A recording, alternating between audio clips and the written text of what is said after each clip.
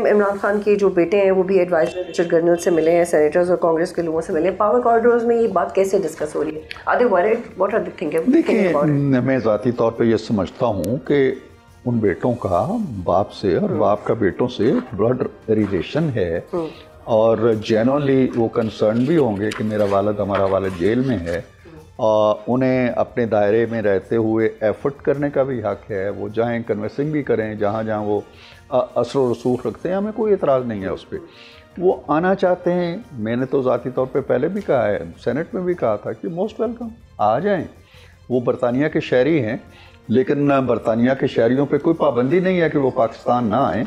वो बेशक आएँ, भले आएँ पाकिस्तान, और जहाँ एहतजाज करना चाहें एहतजाज करें। लेकिन मुझे यकीन है कि वो जवान बेटे हैं, अब छोटे बच्चे नहीं हैं, 20-22 साल के जवान बेटे हैं उनके। उन्होंने बरतानिया की तारीख को देखा है, प्रोटेस्ट को देखा है, एहतजाज किस तरह होते हैं, तहरीकें किस तरह चलती हैं।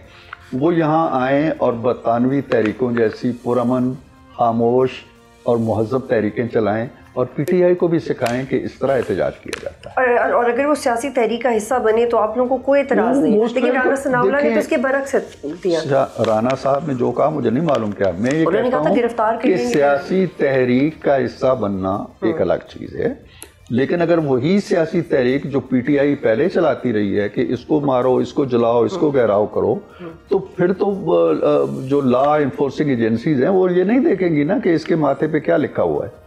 तो इसलिए अगर वो महज़ब हदूद के अंदर, आइनी हदूद के अंदर, कानूनी हदूद के अंदर रहते हुए महज़ब, लेकिन आप उनको विलिंगली वीज़ा देंगे, विलिंगली कहेंगे आए? मैं अपनी ज़ाती राय दे रहा हूँ कि और मेरा ख्याल है कि हुकूमत भी यही राय रखती है। हम कोई गैर ज़रूरी रुकावट। तो फिर क्या राना सनाउल्लाह या आपके कॉलीग्स के ऐसे बयान से आपकी पोजीशन खराब? देखिए ना, इसमें जब तक वो आने का ऐलान नहीं करते ना, अभी तो आप लोगों ने ये समझ लिया कि वो आ रहे हैं। हो सकता है मेरे जहन में ख्याल ये हो कि 90% मैं नहीं समझता कि वो आएंगे, ठीक है ना। अब आपने एक मफरूज़ा जहन में रखा हुआ है, तो उस मफरूज़े पे मैं भी बात करता हूँ, मेरा एक कोलीग करता है, दूसरा।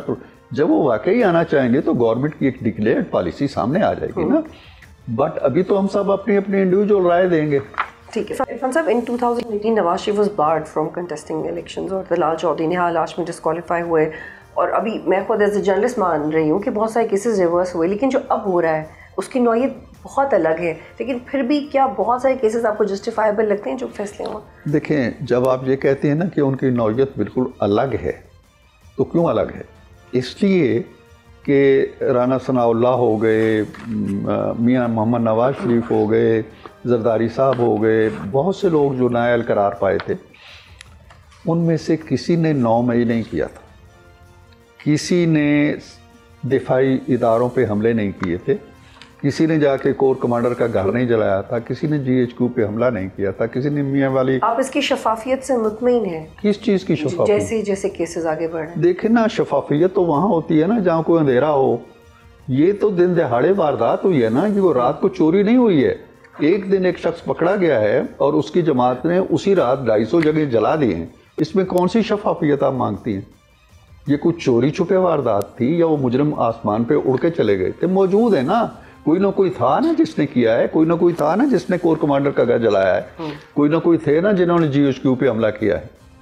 अगर थे तो आपको ये नहीं लगता, जैसे बहुत सारे लोगों की राय है कि आगे जाके 9 मई के बहुत सारे केसेस किसी और तरह जाने जाएंगे और उनकी शक्ल बदल जाएगी? देखिए, अगर बदल जाती है तो मैं तो नहीं रोक सकता ना। अगर जाके हाई कोर्ट में एक शक्ल इख्तियार करते हैं, ये तो खुशकिस्मत लोग हैं ना।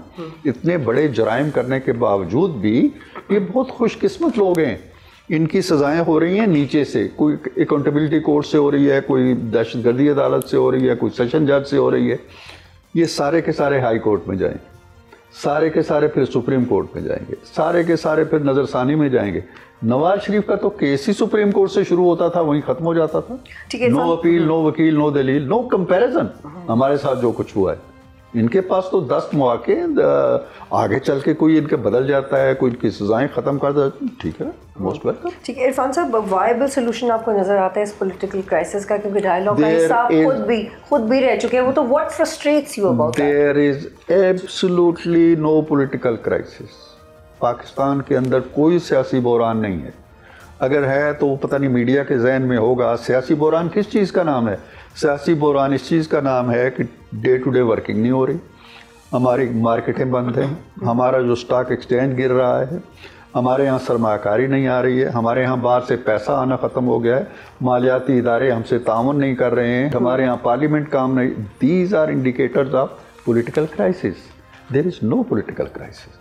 Only political crisis is that a man is jailed in a jail.